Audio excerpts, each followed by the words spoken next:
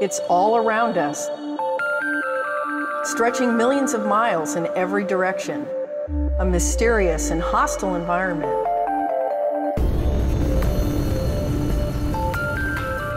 That captures our attention and stimulates our imagination. It's a place where explorers and scientists lead the way, discovering new ways of living, working, and surviving in the most extreme of conditions. In space, we see people stretching the limits of life. Yet when it comes right down to it, what's being learned way up there has a direct connection to how we live down here. Okay, Houston, we've had a problem here. This is Houston. Say again, please. Yes, Houston, we've had a problem. Here is a bulletin from ABC News. The Apollo 13 spacecraft has had a serious power supply malfunction that could cause the lunar landing mission to be terminated early. Were you looking at instrumentation, or we got a real problem, or what? Flight, I've got a feeling we've lost 2 fuel cells. I hate to put it that way, but I don't know why we've lost them. At the moment, the astronauts are continuing to try to isolate their trouble. A late report says the spacecraft now is operating on battery power alone. All unnecessary equipment is being turned off.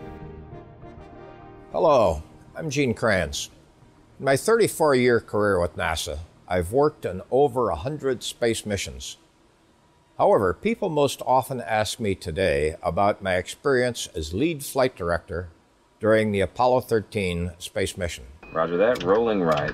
When that spacecraft suddenly lost all electrical power, we faced an immediate, life-critical energy emergency, which threatened the lives of all the crew members on board.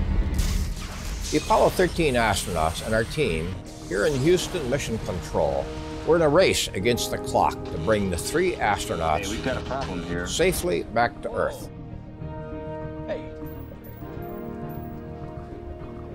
This is Houston. Say again, please. Houston, we have a problem. All of our expertise depended upon managing the very limited amount of available energy to bring the crew back home. There's another master alarm. After we performed the Get Home Fast maneuver, we powered down to a level similar to what it takes to run a coffee pot. We've got a pink light. It's true.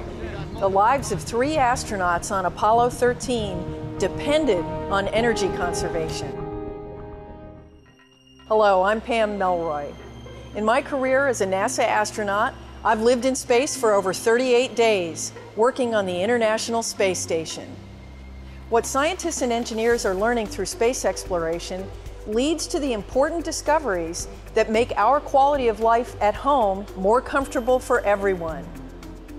I'm standing in front of the next generation of NASA spaceships, the Orion Crew Exploration Vehicle. This capsule has the latest technologies to keep astronauts safe and comfortable in space.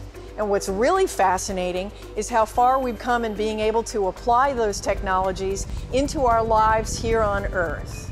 So let's find out how we can make a difference in managing our energy resources. After all, astronauts in space need the same things we do here on Earth. So come on board, and let's go on an eye-opening ride. Booster ignition and liftoff on a 21st century mission, placing Earth back on the map. In space, astronauts must be protected from extreme temperatures because they no longer have the protection of the Earth's atmosphere. In direct sunlight, the space station bakes at 250 degrees Fahrenheit. But when it's out of direct sunlight, on the other side of the Earth, it can also freeze at minus 250 degrees. You know how hot you feel when it's just over 100 degrees on Earth? Or how cold you feel when it's below 0? That's one of the big things we share in common: how to stay comfortable in our very different living environments. Check it out. The heat generated by all of this equipment inside a spacecraft, combined with excellent insulation, is enough to keep us warm when we're away from the sun's rays. We also have electric strip heaters to provide hot water for bathing or enjoying hot drinks. Naturally, I've made a few of my own home improvements. First, I replaced our aging furnace with an Energy Star approved furnace. I keep my home thermostat set to 68 degrees in the winter and found that saves both energy and money. But what about when it's hot outside?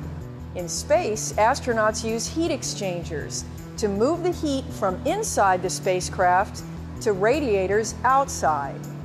This way, the inside of the spacecraft is kept at about 70 degrees, while the extreme temperatures outside go unnoticed.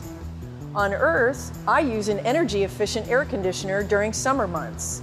But just adding a few shade trees around a home can also keep a lot of the heat out. And Venetian blinds or other window coverings work to deflect the sun's rays, which lower a home's internal temperature. Another simple adjustment is changing your thermostat from winter to summer mode. I set mine to 78 degrees when I'm home and 85 degrees when I'm out of town. Sometimes way out of town. Can you see me now? Something else astronauts can't take for granted: lights. Here on Orion, we use LEDs because they're so well made, they will last 100,000 hours. You know, updating your old light bulbs to compact fluorescent bulbs will use less energy in your world, too. Just like in space, it's all about using the resources we have wisely, especially for things like insulation. Engineers know effective insulation and seals in space vehicles are life-saving. And just like your home or the building where you work, most of a spacecraft's heat loss occurs at the windows. When was the last time you really inspected your windows and doors? If your home or building is more than 5 years old, it's time to check and see if weather stripping or a little caulk can seal up any leaks. The simple laws of physics come into play with so much of our energy use.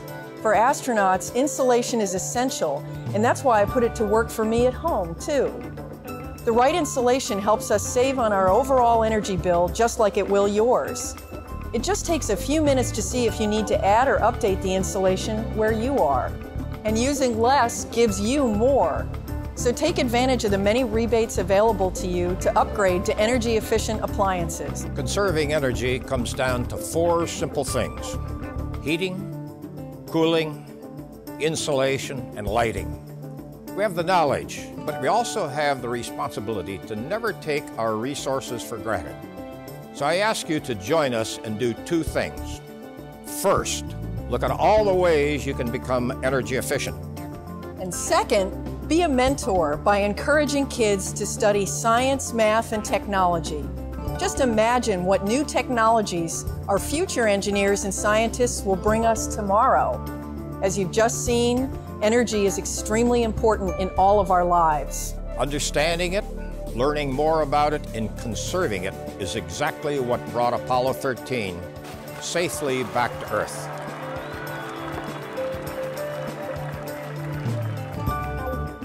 Because even more so today, failure is not an option.